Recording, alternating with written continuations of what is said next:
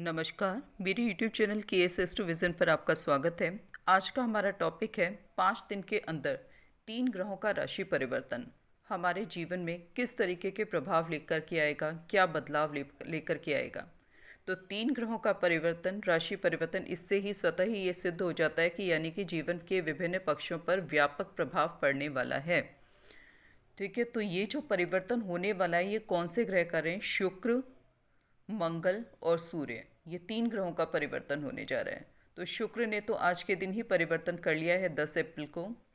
ठीक है, अब बाकी अगला जो परिवर्तन होने जा रहा है वो 14 अप्रैल को मंगल और सूर्य का भी होने जा रहा है। तो ये 3 ग्रह मिलकर के व्यापक रूप से हमारे जीवन के विभिन्न पक्षों को प्रभावित करने वाले हैं। तो सबसे पहले हम बात करते हैं शुक्र की, जिसने आज सुबह 6:30 बजे अपनी उच्च राशि मीन राशि को छोड़ करके मेष राशि में गोचर करना प्रारंभ किया है।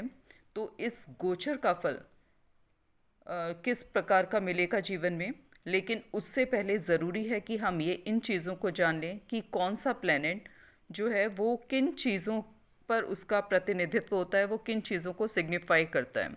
जैसे सपोज़ अब अगर हम शुक्र की बात करते हैं तो शुक्र जो होता है वो हमारे जीवन में सुख, शांति, समृद्धि, धन, ऐश्वर्य, वाहन, विवाह, सुंदरता, संगीत, संतान, वैभव, आकर्षण, इन सब चीज़ों का द्योतक होता है। ये सारी चीज़ें शुक्र के डोमेन में आती हैं। अब हम बात करते हैं उस राशि की जिसके अंदर, जिस राशि में शुक्र का गोचर हो रहा है। तो वो राशि कौन सी है? मेष राशि। मेष राशि जो होती है उसका स्वामित्व मंगल को प्राप्त होता है।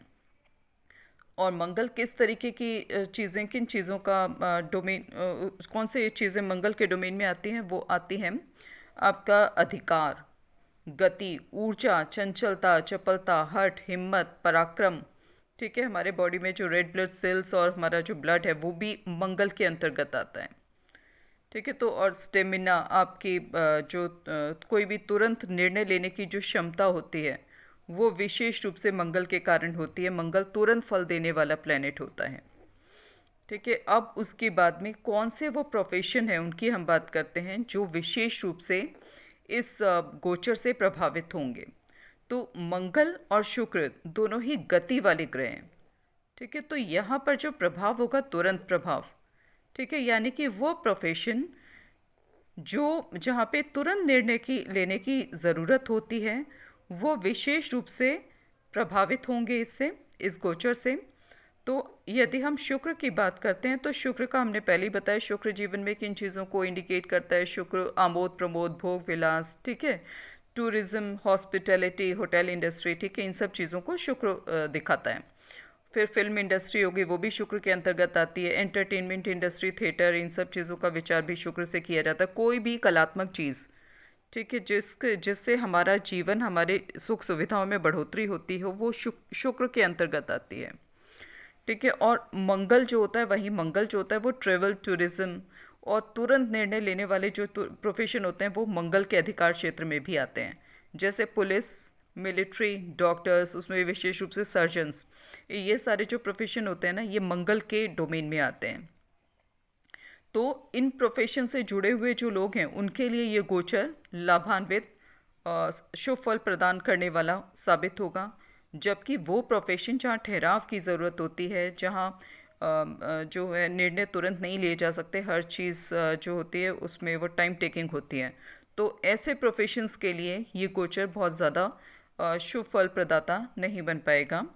और ये जो गोचर है, ठीक है, ये अभी जब हो रहा है तो 18 अप्रैल तक तो शुक्र जो है वो अस्त चल रहे हैं, और ये लगभग काफ़ी समय से अस्त चल रहे हैं। मीन राशि में भी अस्त थे शुक्र, क्योंकि जब शुक्र और सूर्य के बीच का अंतराल 10 डिग्री से कम का होता है दोनों तरफ से, तब शुक्र अस्त हो जाते हैं। और जब शुक्र अस्त हो जाते हैं तो वो अपना सकारात्मक फल देने में सक्षम नहीं हो पाते हैं। इसके साथ ही शुक्र जल तत्व प्रधान ग्रह हैं। तो मेष राशि जो है वो मंगल की अग्नि तत्व प्रधान राशि है। तो यहाँ पर जल और अग्नि का संबंध बन रहा है। तो इस राशि में शुक्र बहुत ज़्यादा कंफर्टेबल फील नहीं करते हैं, और शुक्र जो है वो फेमिनिन एनर्जी के प्रतीक हैं।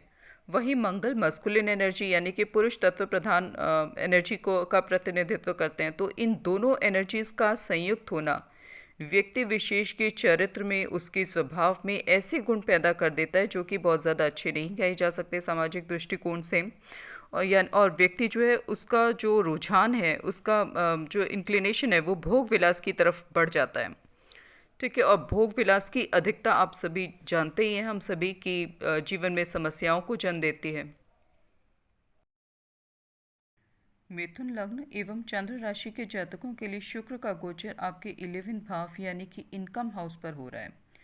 शुक्र को आपकी कुंडली में पंचम भाव एवं द्वादश भाव यानी कि 12वें भाव का स्वामित्व प्राप्त है। और वर्तमान समय में 18 अप्रैल 2021 तक शुक्र अस्त अवस्था में है। अतः 18 अप्रैल तक इनकम की दृष्टि से परिस्थितियां आपके लिए फेवरेबल नहीं दिखती।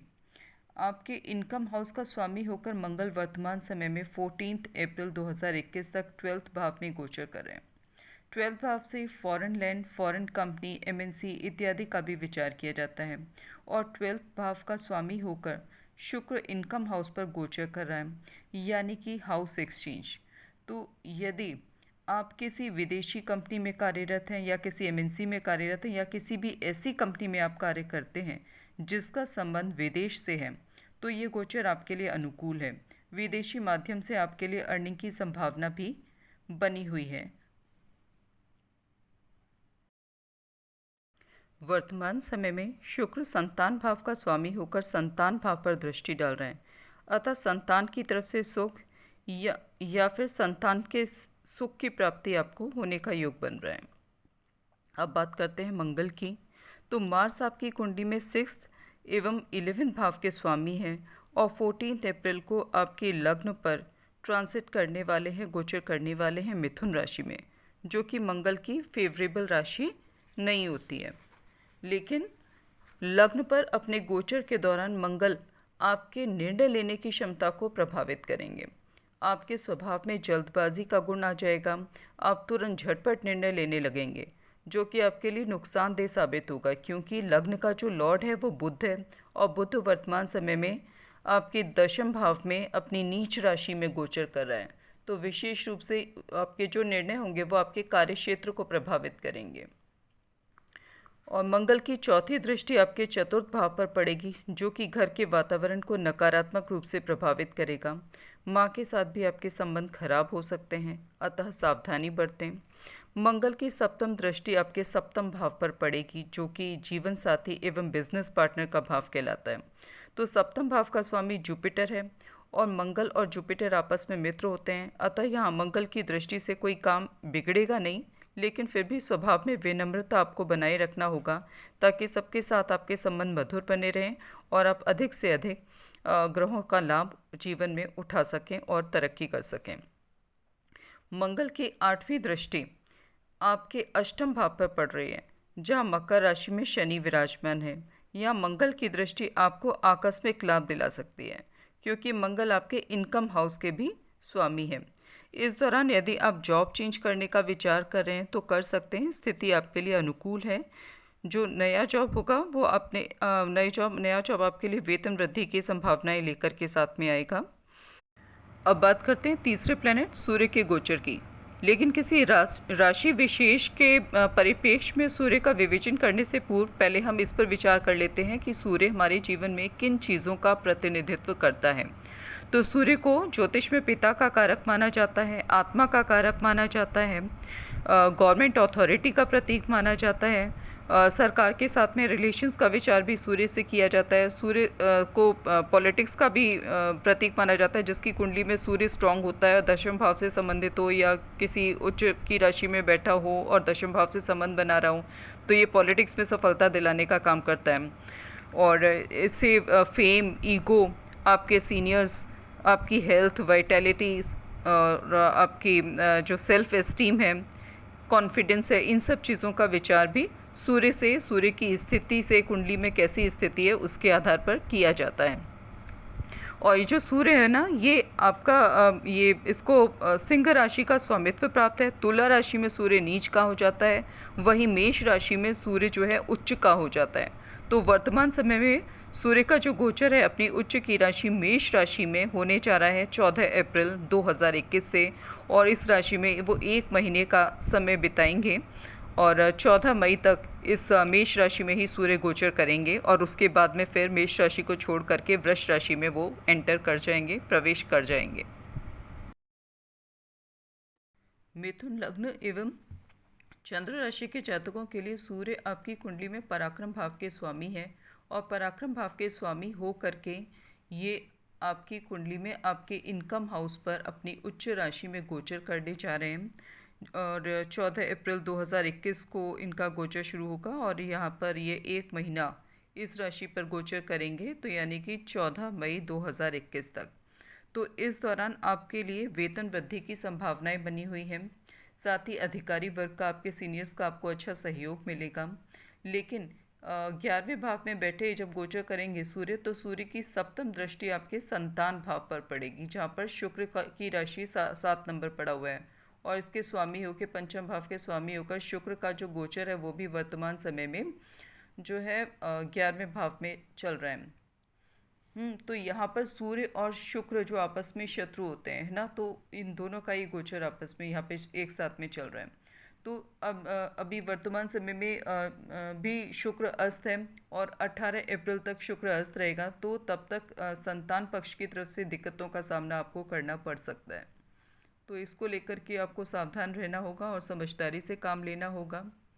तो ये था इस आपके लिए इन तीनों ग्रहों का गोचर फल।